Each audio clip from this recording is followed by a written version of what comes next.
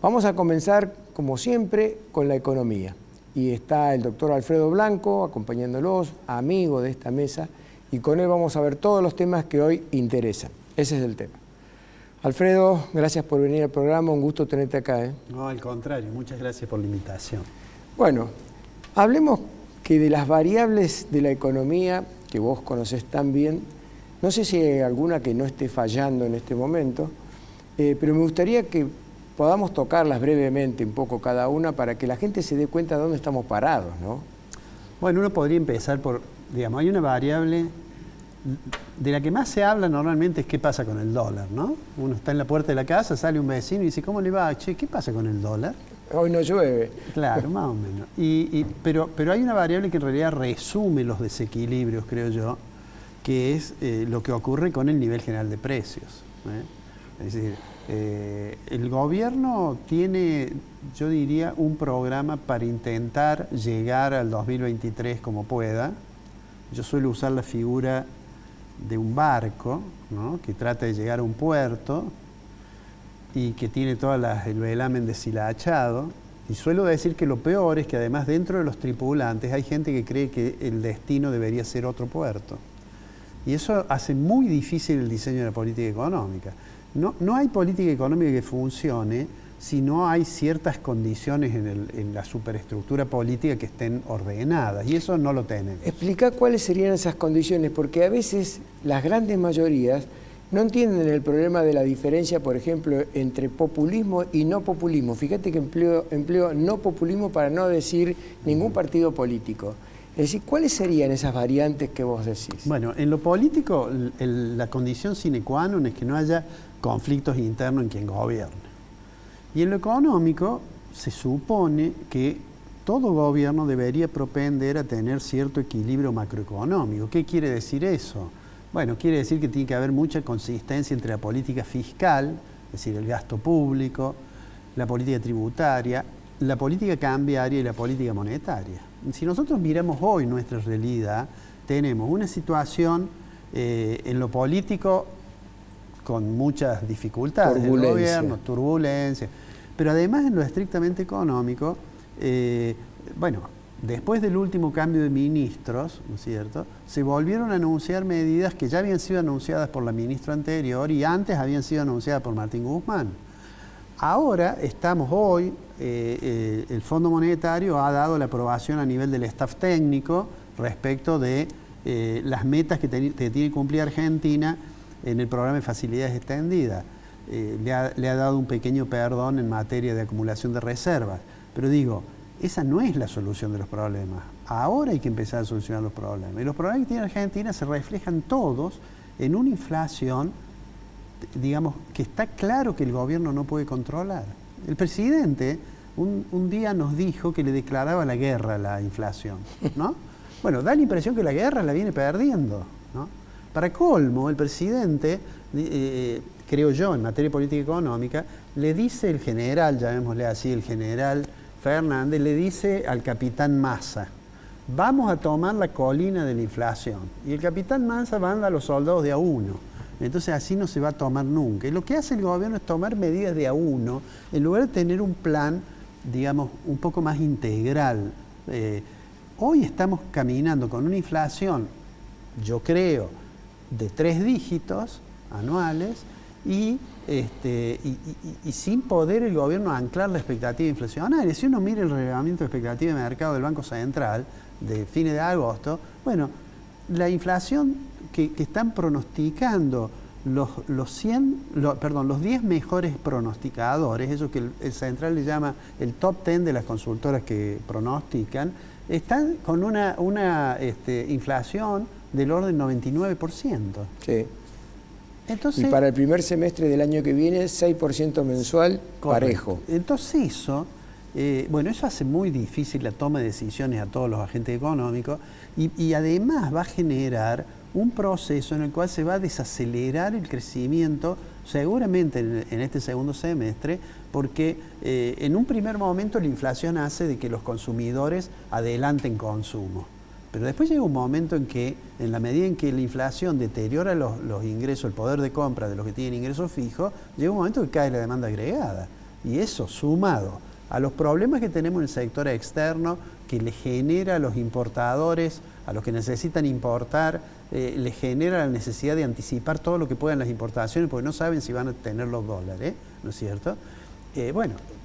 Eso necesariamente va a hacer que la economía entre en un proceso que casi uno podría llamar de estanflación, ¿no es cierto? Sí, estancamiento con inflación, aclaro a los televidentes que te escuchan con mucha atención. Pero además, de acuerdo a la forma en que armó el ministro de Economía el presupuesto para el año que viene, se ve que hay intenciones de hacer un festival de plata el año que viene porque es un año electoral. Por lo tanto, se va a emitir indiscriminadamente otra vez y después, claro, los resultados de esa emisión van a explotar al próximo gobierno seguramente, con lo cual agregan más caos al que ya tiene el país. Sí, sobre el presupuesto del año que viene yo diría dos cosas. Por un lado, en todos los años que hay elecciones es muy difícil para cualquier gobierno tratar de tener una política fiscal austera, digamos, ¿no? Es difícil porque las demandas de la sociedad y porque los intereses en obtener resultados en las urnas suelen estimular la expansión del gasto. Pero además este presupuesto que ha sido presentado, veremos finalmente cómo termina el debate en el Parlamento, pero tiene una hipótesis de inflación que yo no creo que nadie... 60%. Cualquier gerente de una compañía grande que por estos días tiene que hacer el presupuesto del año que viene y no va a poner la hipótesis inflacionaria del 60%. Entonces eso va degradando al presupuesto como instrumento central de planificación de la acción del Estado. Me parece que en eso seguramente va a haber una discusión fuerte en el Parlamento porque se me ocurre que, no sé si Massa, pero a cualquier persona le daría cierto rubor sentarse adelante de los diputados y decir el año que viene vamos a tener 60% de inflación, ¿no es cierto?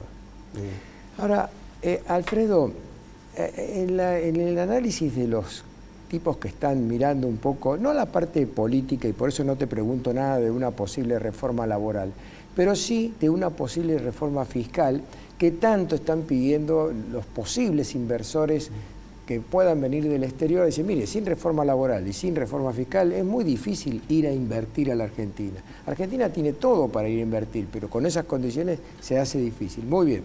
Vayamos a la posibilidad de una reforma fiscal, es decir, que el Estado pueda empezar a bajar impuestos, ¿no? Pero resulta que del otro lado, cuando la solución sería, por ejemplo, de empezar a bajar el gasto público, de manera tal de tener menor déficit fiscal. Ahora, ¿cómo hacemos para bajar el gasto público en un país donde es demandante el 100%? Es decir, todos los sectores del país hoy están demandando más beneficios fiscales o más aportes de dinero como sueldo. ¿Cómo se puede hacer para encarar una política de bajar el gasto público?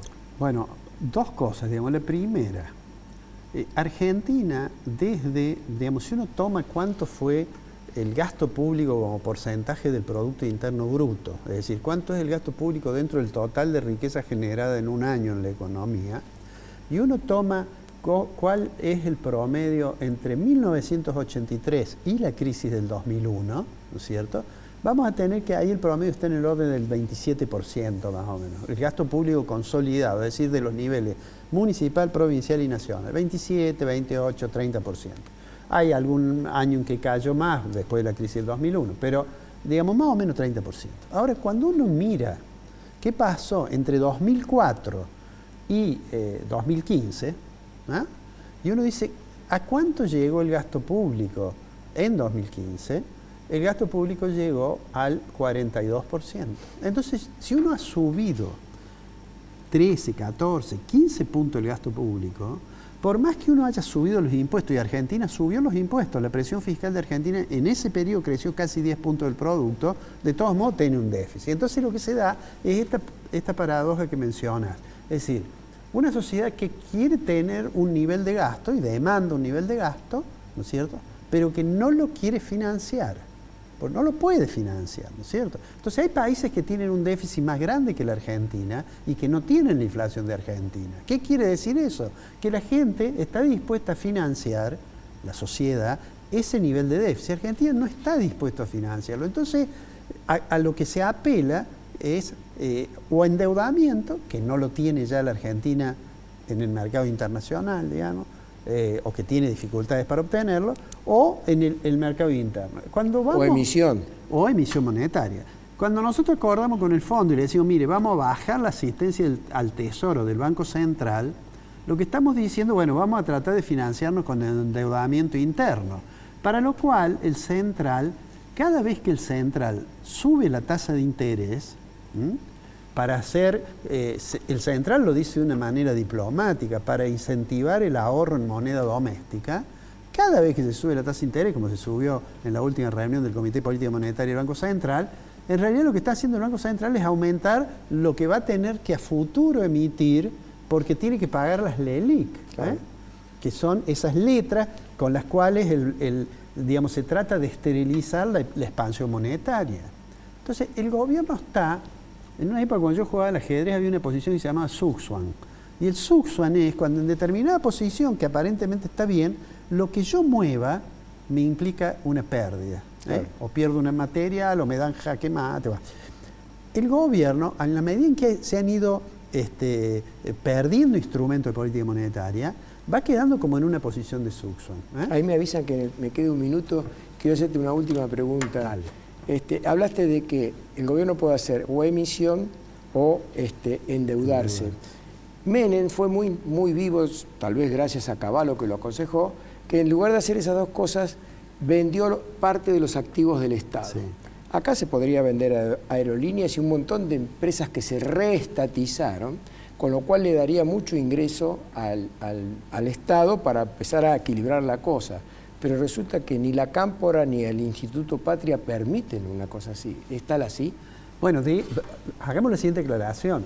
Resolver la cuestión del déficit vía la venta de un activo es algo que tiene validez durante un momento. Cuando me gasté lo del activo... Chao.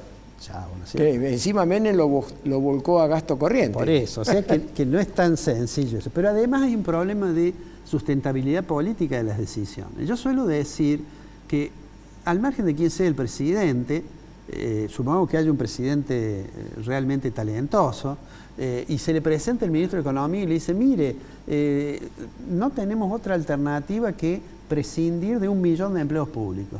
Yo estoy casi seguro que ese presidente le va a decir, no hay otra alternativa. Bueno, vamos a empezar por uno, que sos vos. Porque hay un problema que la política económica requiere sustentabilidad política. Sí. Y si eso no está, y es muy difícil. Está muy bueno. Gracias, Alfredo. Un gusto tenerte acá como siempre. No, gracias a vos.